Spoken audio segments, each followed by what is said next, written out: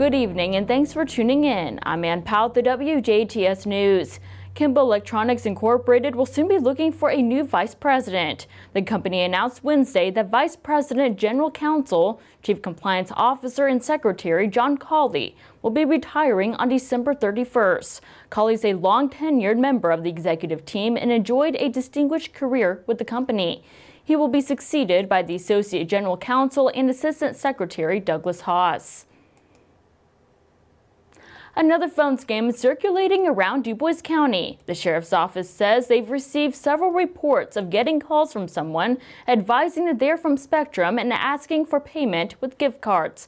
This is indeed a scam. Residents who receive calls like this are encouraged to hang up the phone.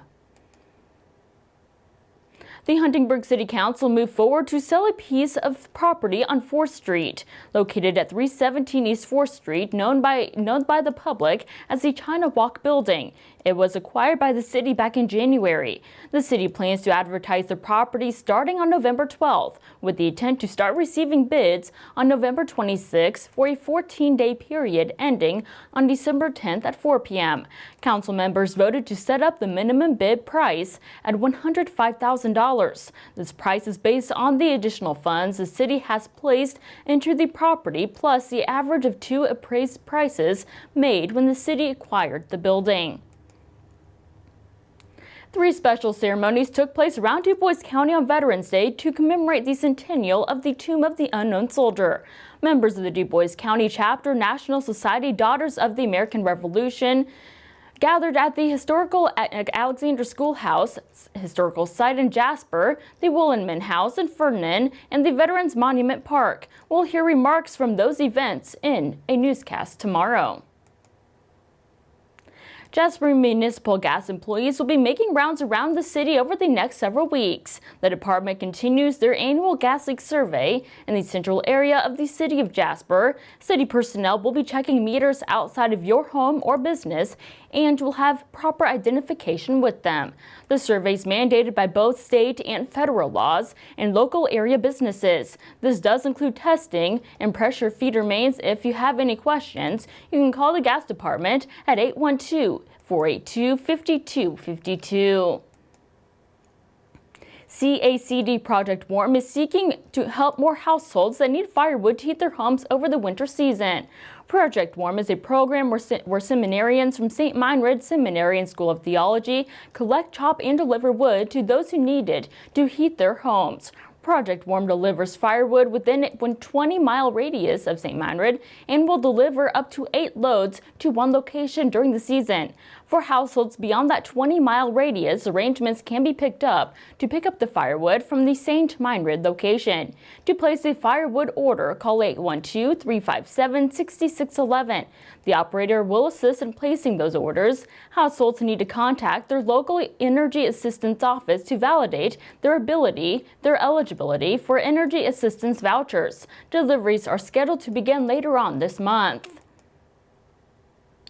Hub19 Dubois County Education and Industry Partnerships Showcase took place on Tuesday at the Jasper Arts Center at the Vincennes University Jasper campus. Max Verkamp, president and CEO of Indiana Furniture, had this to say about how and what Hub19 means to industries in the area. Hub19 is a critical partner in bringing education, the different educational groups in the county, be it the high schools, the elementaries, as well as VUJ, bringing them along with industry to the table to discuss what the needs are of industry and businesses and how can they work with their students from an education perspective, giving them career opportunities, internships at a young age to give them exposure to where they may want to go in their future. But it really requires industry to be that willing partner to sit down with them, to invest the time, to really determine what those opportunities are so that it's successful both for business as well as for education.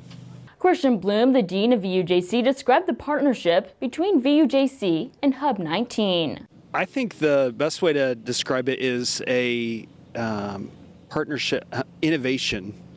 You know, it's all about the connection between Hub19 and VUJ is how can we advance our education structures and systems in partnership with our local workforce needs? How can we bring the two together and really create a pathway to prosperity for local students? How can we make their educational experience more relevant and engaging and real life, hands-on? How can we dispel some of the misnomers that are out there about some of the opportunities in Dubois County and really prepare students to make the most of their future? So I think all that can be summed up with, it's a partnership that's all about innovation and vision and the future for not only our students, but for workforce needs of the county. Just really proud of the collaboration. Just like I shared earlier today, Dubois County is special in that we have so many willing partners, and we're not a county that ever arrives or rests on our laurels. We are a county that's proud of our successes, but we constantly strive for what comes next and how can we be even better? How can we lead this region, the state, our nation in what it looks like to partner and provide opportunities for students? The Hub19 showcase and presentation will air here on 18 WJTS TV on Tuesday, November 16th at 8 p.m. Eastern Time, and again on Sunday, November 21st at 2 p.m. Eastern Time. The program is roughly 1.5 hours in length. Indiana continues to face the latest wave of COVID-19 with 2,940 new cases reported on Thursday for the state and 18 new deaths. To date, there have been a total of 1,042,847 cases of COVID-19 and a total of 16,447 deaths reported in the state. As of right now, only 52.1% of Indiana's population ages 5 and up are fully vaccinated. Dubois County saw 31 new cases reported on Thursday. To date, there have been a total of 8,453 cases for the county, and 135 Dubois County residents have died from that virus. As of right now, only 56.1% of the county ages 5 and up have been fully vaccinated. And for our surrounding counties, as of Thursday afternoon, Spencer has 4 new cases with 1 new death, and 49.7% of its population fully vaccinated. Davies County had 10 new cases, with 34.6% of its population vaccinated.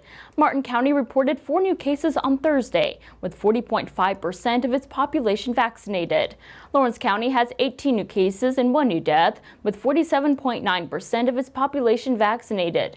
Orange County has 16 new cases, with 47.3% of its population vaccinated. Pike County reported 2 new cases, with 41.9% of its population vaccinated. Crawford County also reported 2 new cases on Thursday, with 45.2% of its population vaccinated. Perry County had 9 new cases, with 55.5% of its population vaccinated. And finally, Warwick County reported 24 new cases on Thursday, with 60.8% of its population vaccinated.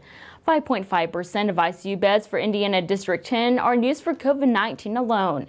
The current recommendation from the World Health Organization, the Center for Disease Control, and the Indiana State Department of Health to help combat the COVID-19 virus is to get vaccinated. To schedule your first vaccine, visit ourshot.in.gov. You can also find a complete breakdown of the COVID-19 statistics by going to coronavirus.in.gov. And stay tuned to weekly forecasts and sports with Kirk Guxel are still to come on the WJTS News.